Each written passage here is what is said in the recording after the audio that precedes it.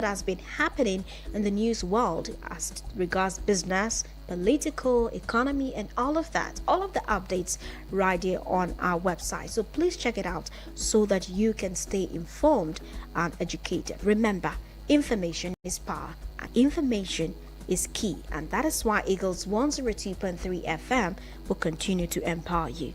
All right, now back to the conversation. Securing our public transportation system in Abuja, the need for us to look out for these criminal elements, talking about the tendency for some people, some criminal operators, to get hold of unsuspecting commuters or residents in public transport. Now, here are some messages that we actually have as regards to this, more like people offering solutions and also looking out, talking about some of the red flags that you could actually look out for. Please, when you send us a message, ensure to send us your particular location in Abuja. What part of Abuja are you sending this message from? All right, this one is from Jide. He is from Maitama. He says, "Hi, I think a practical solution is to introduce an anonymous reporting system where passengers can easily report suspicious activity. Red flags to watch for include people who seem overly interested in your belongings or who avoid eye contact. Drivers should also be vigilant about anyone who seems unusually anxious or out of place." Now, Jide, when you talk about introducing an anonymous reporting system where passengers can easily report suspicious activity, sometimes from the stories or experiences that some of the victims have recounted, you're not even going to have the time to even send any report, because they are already asking you to give your phone.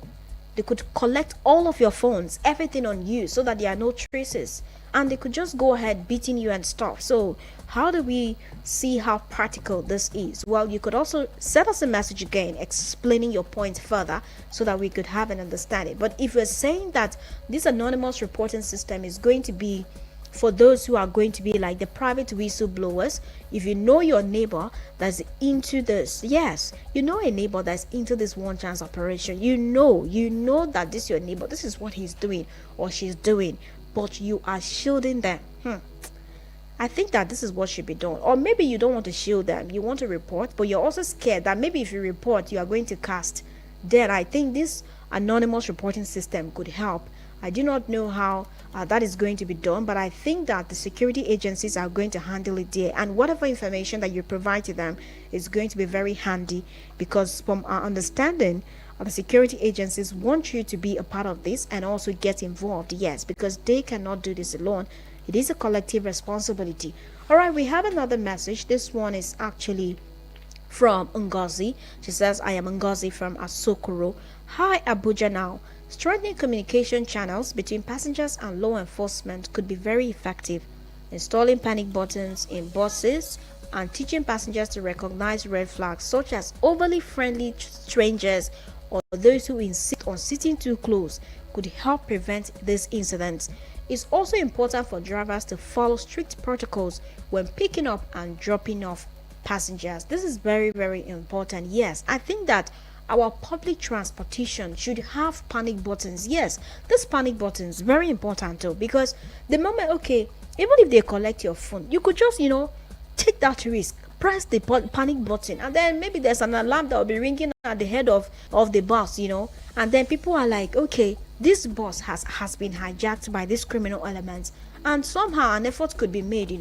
So I think that I agree with you, Ngozi, for this thing you've said.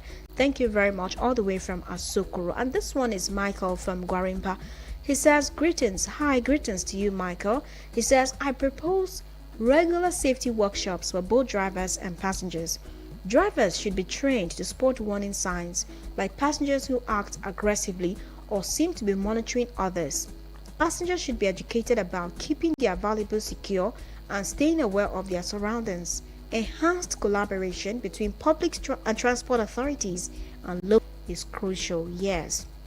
Here, we don't just look at one side of the story, we look at both. I know that passengers have been the most victims and everything, but we cannot take away the fact that even drivers, just ordinary Nigerians, ordinary residents who are just commuting to work, and then they decide to pick one or two passengers, have also fallen victim of these guys, because you never can tell. Once they pick you, or once you pick them rather, before you know it, there is a gun to your head, that your life or your money, and then you just have a way of dropping everything. Sometimes your car keys could be collected and everything, and sometimes it could take you very far and go and drop you at the outskirts of town. Before you know it, just that is if at all they spare you and everything. So it's very important that as we are looking at passenger safety, we are also considering the safety of drivers who actually pick up these people. Yes, especially as regards private car owners who actually just go are just going to work, commuting to work, or just going out, and then they pick people. This one is from Zainab. She says, Zainab from Karu. She says, to tackle the one chance menace, a combination of increased police patrols and community awareness programs could be effective. Red flags for passengers include individuals who are too quiet or constantly moving in the vehicle. Okay. Drivers should be on the lookout for anyone who tries to manipulate seating arrangements or avoid the usual patterns of boarding and alighting. That's another one. Thank you very much, Zainab. This one is Sarah. She says, hi, the media chick. To address the one chance issue, I believe we need to implement regular security checks and install CCTV cameras on buses. Passengers should stay alert for anyone acting overly aggressive or trying to blend in too much. Drivers also need to be trained to identify suspicious behavior and report it immediately. Now, this is the thing, one of the major challenges that we have here in the cities is the issue of transportation. And when you talk about commuting to our various destinations, anybody can be your driver. So I was jokingly talking with Madam Bumi earlier this morning, and I was telling her that she was telling me actually that you are seeing very, very big cars picking up people, like no one is actually giving a lift anymore because of the fuel crisis and everything. So people just want to make money so that they can feel, at least let them make up for the fuel they're using to go out by picking passengers randomly and everything. So how is it possible for us to start implementing this whole regular security checks, or even installing CCTV cameras on people's cars? Because sometimes some of these cars that are used for this operation are not necessarily buses. They are just cars that could look like private owners. And for the fact that private car owners also pick people up, it might be difficult for you to know, because they also have a way of trying to blend in. They could just act as if they are someone closing from work, and they just picked some people, and then those other ones in the vehicle are also acting, playing along and everything. So it's somehow very difficult to do all of this CCTV cameras installation. But very well noted. Your points are well noted. The fact that you've highlighted the need for regular security checks, yes, we cannot take that away. Some of these are checkpoints need to be more proactive. Yes, some of our security agents that are manning some of these checkpoints need to be very proactive. Yes, because if we have a very proactive checkpoints at some of these spots, some of these people who actually become victims of these one chance operators, it would degenerate to this point where you are hearing stories of people being flung out of a moving vehicle after they have been robbed of or ripped off of their money or hard-earned belongings and everything. And sometimes, unfortunately, some of these victims are found dead. So I think that regular security checks could also help us. And I'm still on the big side of doing more CCTV installations as regards our public roads. Yes, it's very important that our highways, the routes that are quite regular or often used, there should be CCTV installations. Yes, and I think that another thing that we could look out for to help us identify some of these areas that are notorious for these, some of these roads that some of these one chance operators have found to be like a safe haven for them, could be going back to the drawing board to look at some of the reports that we have, because there is something that continues to be constant in the stories that these victims keep recounting. They say how a particular route they drop them and then they pick them, a particular route, to a point that some people are like, okay, you guys need to avoid a particular route, because at this point This route is notorious for this because this is what these people do. These operators, these one chance operators, are always on this route because they seem to be more comfortable with operating on that particular road. So I think that when security agents identify some of these routes that seem to be a safe haven for these guys, then it will be easy for us to install the CCTV cameras. And then talking about buses, you know that we still have a long way to go as regards providing public transportation. Yes, the government might be making a lot of effort, but there is still so much to do. Maybe if we had some of these public buses, more of them, yes, more of them, or even a more sophisticated public transportation system, it would be even easier. Yes, because I think that way we could work tirelessly to see how we could not just check but also regulate. Yes, but how do you start regulating private car owners who just want to make a living by picking people up, or maybe just try to get fuel money and everything by picking random passengers here and there, So the regulation might not be that easy, but I think it will be easier when there is like a unified transportation system that is owned or even co-owned by the federal government or the government, as the case may be, looking at the FCTA, what they need to do to ensure that all of this is being put in place. That is not to say that the Federal Capital Territory Administration is not doing its job or trying to do what it needs to do, but there is always room for improvement, and there is that need for us to look into this issue of security. Yes, when we talk about security, it's not just about what we need to do to prevent it, but also, what we need to do after it has happened, but what we need to do to prevent it. Yes, and that is why we continue to emphasize that it is a public responsibility. It is a collective responsibility. All of us need to put our hands on deck to ensure that we are doing the right things so that our public transportation systems can be safe.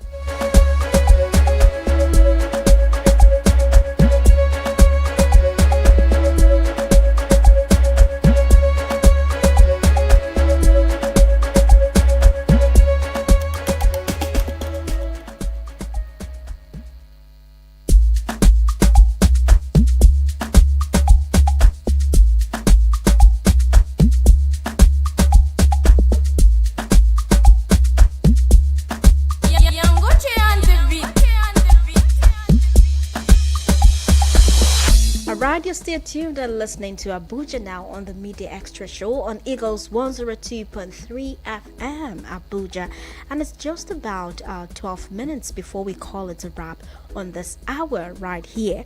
But let's see if we can take some messages. I do not know why the calls are not coming in. We are having more of messages, but not to worry, maybe because of the sensitivity of what we are discussing. But I know that whatever we are saying here is going to be beneficial to you. All right, this one is from Olufemi from Gwagwalada. He says, hi, the media chick. Hello to you. A very good morning to you. I suggest implementing a buddy system where passengers can travel in pairs or groups, especially during late hours. Drivers should also be trained to recognize unusual behavior, such as someone trying to enter the bus. Trying to enter the bus or acting nervously.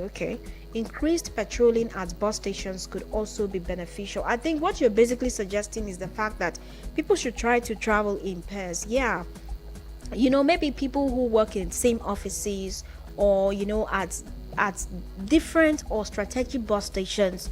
We already know ourselves, right? You know that there is a particular person that you meet every day on your way to work. Maybe you guys could just have a way of trying to be together so that way you don't go different ways. And when we talk about training of drivers, another thing is the fact that we do not have a very unified transport system here in Abuja. Anybody can be a driver.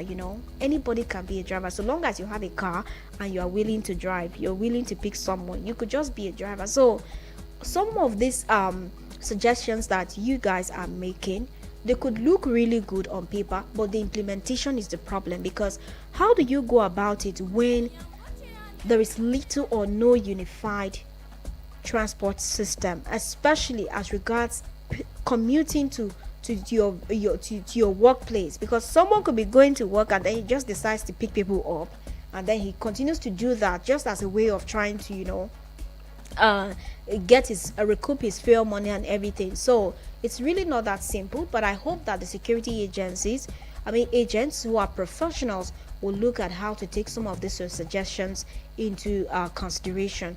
All right, this one is Blessing from Luby. Hi Blessing. She says, to address the one chance issue, I recommend installing GPS tracking systems in all public buses so that their movements can be monitored in real time. Passengers should be cautious of individuals who seem overly inquisitive about their plans or try to engage in unwanted conversation. Drivers can help by reporting any odd behavior to the authorities immediately. Well, unfortunately, if you would know, some of those drivers are also very complicit. They are particularly specialized in commuting these guys, that is what they do, that is their own job. Once these guys reach out to them that we have a job and stuff, they go all out and then begin to do it. Well, let's see this one if we can pick another message. This is Yusuf from Jabi. He says a good preventive measure could be to encourage the use of electronic ticketing systems to reduce cash transactions and risk of theft. Red flags for passengers include individuals who are overly pushy or who try to distract you. I think that's another one. And he says drivers should be attentive to passengers who are excessively checking their phones or trying to avoid being seen. I like this fact. They're always like trying to be on their phone, trying to check their phones to see if I do not even know why they're always on their phones. But yes, that's another red flag to actually look out for. So please guys, ensure that you're safe. As much as the security agencies have a role to play, please also put your safety first, please. And also avoid staying out late, even though sometimes some of these things happen even in the afternoon. In the daytime, yes, broad daylight, you could become a victim of these guys. It's just unfortunate, and it's just the reality of the times that we are actually living in. But we just need to do what we need to do to be safe, and also support the security agencies as they do their work. It's very, very important. It's very important. Okay, this one is Abdurrahman from Wuye. He says drivers need to be vigilant and report any irregularities immediately. Well, like I said, it seems like everybody is a driver in Abuja. Once you have a car, you are a potential driver. So curbing this is also another thing. But once the government makes a decision that we are going to have a unified transport system, I think that way is going to work.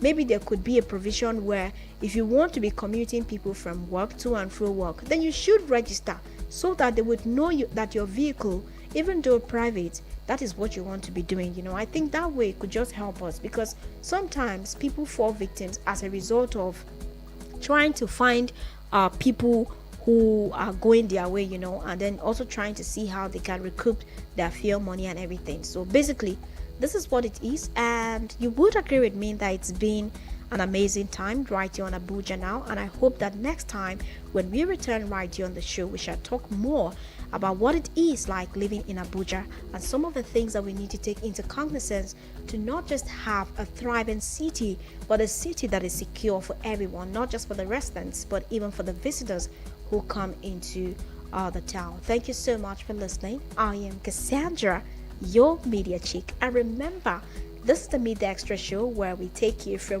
one good moment to another even better moment. Remember, variety is the spice of life, and that is what we are offering you right here on Eagles 102.3 FM. Please stay tuned and keep enjoying the experience right here on radio.